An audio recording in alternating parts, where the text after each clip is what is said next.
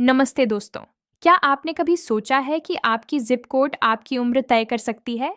क्या यह मुमकिन है कि सिर्फ एक बॉर्डर पार करने से आपकी जिंदगी के 10 साल बढ़ जाएं या कम हो जाएं? आज हम एक ऐसी इन्वेस्टिगेशन पर निकल रहे हैं जो आपको हैरान कर देगी।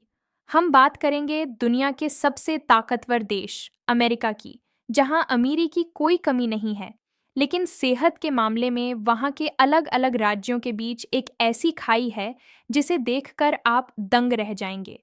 क्या सच में कुछ अमेरिकी राज्य अमर होने का नुस्खा ढूंढ चुके हैं? चलिए, सच की तह तक जाते हैं। सोचिए, एक तरफ है मिसिसिपी की वो गलियां जहां हर तीसरा शख्स डायबिटीज या मोटापे से जूझ रहा है, और दूसरी तरफ है हवाई के वो बीच जहां 80 साल के बुजुर्ग भी सर्फिंग कर रहे हैं। आखिर ऐसा क्यों है? क्या यह सिर्फ जीन्स का खेल है या फिर इसके पीछे कोई गहरा राज छुपा है?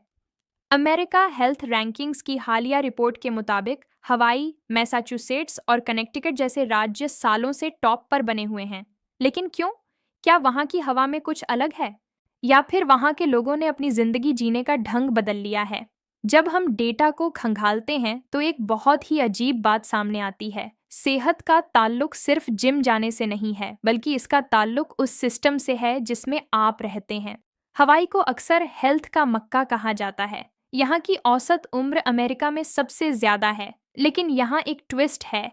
क्या आपको पता है कि हवाई में रहने का खर्च भी सबसे ज्यादा है? तो फिर महंगाई के बावजूद लोग यहाँ सेहतमंद कैसे हैं? यहाँ काम आता है अलोहा स्पिरिट और वहाँ का कम्युनिटी कल्चर। यहाँ लोग अकेले नहीं रहते। रिसर्च बताती है कि सामाजिक अकेलापन उतना ही खतरनाक है जितना दिन में 15 सिगरेट पीना। हवाई के लोग अपनी कम्युनिटी से जुड़े हैं। इसके अलावा वहाँ का क्लीन एयर एक्ट इतना सख्त है कि आप चाहकर भी फेफड़ों को नुकसान नहीं पहुंचा सकते। लेकिन क्या सिर्फ साफ हवा काफी है? अगर ऐसा होता तो अलास्का भी टॉप पर होता, लेकिन वो नहीं है। यहाँ हमें एक और नजरिया देखना होगा, हेल्थ केयर एक्सेस।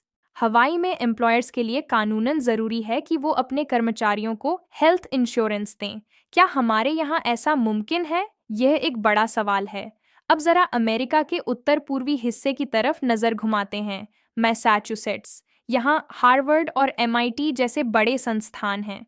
क्या शिक्षा का सीधा संबंध आपकी सेहत से है?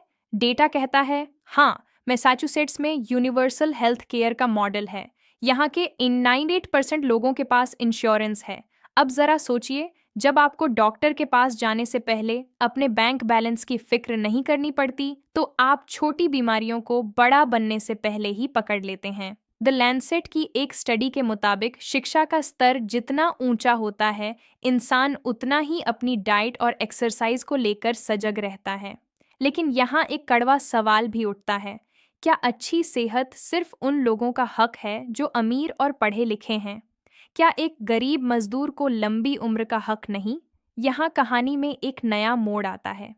यूटा यूटा कोई बहुत अमीर या बहुत पढ़ा लिखा राज्य नहीं है, फिर भी यहाँ कैंसर और दिल की बीमारियों की दर सबसे कम है।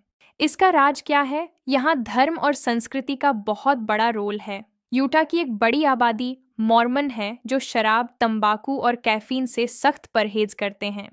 यह एक बहुत ही दिलचस्प नजरिया है। क्या आपकी आस्था आपको लंबी उम्र दे सकती है?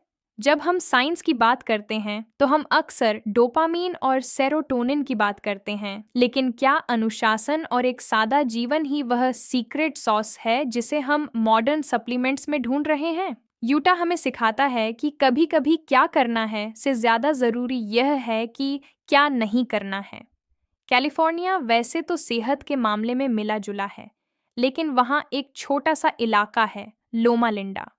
यह दुनिया के उन चुनिंदा ब्लू जोन्स में से एक है जहां लोग 100 साल से ज्यादा जीते हैं। डैन बुएटनर, जिन्होंने ब्लू जोन्स पर रिसर्च की है, बताते हैं कि यहाँ के लोग शाकाहारी होते हैं, नट्स खाते हैं और शनिवार को पूरी तरह से काम से छुट्टी लेकर सब बात मनाते हैं। जरा सोचिए, आज की भागदौड़ भरी जिंदगी में क्या हम एक दिन का डिजिटल डिटॉक्स या मानसिक विश्राम ले सकते हैं? लोमा लिंडा के लोग साबित करते हैं कि लंबी उम्र किसी लैब में नहीं, बल्कि आपके किचन और आपके कैलेंडर में छुपी है। लेकिन अब उस हिस्से पर आते हैं जो आपको बेचैन कर देगा, वेस्ट वर्जीनिया और मिसिसिपी। यहाँ की हालत ऐसी क्यों है? यहाँ ओपियोइड क्राइसिस और मोटापे की दर आसमान छू रही है। द न्यूयॉर्क टाइम्स के एक आर्टिकल में जिक्र है कि इन राज्यों में फूड डेजर्ट्स हैं, यानी मील दर मील आपको कोई ताज़ी सब्जी की दुकान नहीं मिलेगी, सिर्फ फास्ट फूड और प्रोसेस्ड खाना मिलेगा। क्या यह उन लोगों की गलती है या उस सिस्टम की जिसने उन्हें सिर्फ सस्ता जहर परोसा? यहाँ हेल्थ इनइक्वालिटी का नंगा नाच दिखता है। अगर आपके पास अच्छी सड़कें नहीं हैं, पैदल चलने के लिए फुटपाथ नहीं है और ताज़ा खाना आपकी पहुंच से बाहर है, तो आप चाहकर भी सेहतमंद नहीं रह सकते। यह एक बहुत ही गंभीर और सोचनीय मुद्दा है। तो क्या निकला हमारी इस पूरी इन्वेस्टिगेशन का निचोड़? कौन सा राज्य सबसे अच्छा है? अगर हम ओवरऑल डेटा देखें, तो हवाई और मैसाचुसेट्स अपनी नीतियों और माहौल की वजह से जीत जाते हैं। लेकिन असली सबक इन राज्यों की बाउंड्री में नहीं, बल्कि उन आदतों में है। अपनों से जुड़े रहना, चेकअप में देरी न करना और प्रोसेस्ड खाने से दूरी बनाकर कुदरत के नज़दीक रहना। क्या आपको लगता है कि भारत के भी कुछ राज्यों में ऐसा ही फर्क है? क्या केरल और बिहार की हेल्थ कंडीशन की तुलना हमें कुछ ऐसे ही चौंकाने वाले जवाब दे सकती है? अगली बार जब आप अपना खाना चुनें या सैर पर जाने का फैसला टालें, तो याद रखिएगा, आपकी सेहत सिर्फ आपकी चॉइस नहीं है, यह उस भविष्य का निवेश है जो शायद आपको 100 साल का सफर तय करवा दे। अगर आपको यह इन्वेस्टिगेशन पसंद आई तो हमें कमेंट्स में बताएं कि आप अपनी सेहत के लिए कौन सा स्टेट मॉडल अपनाना चाहेंगे। फिर मिलते हैं अगले वीडियो में।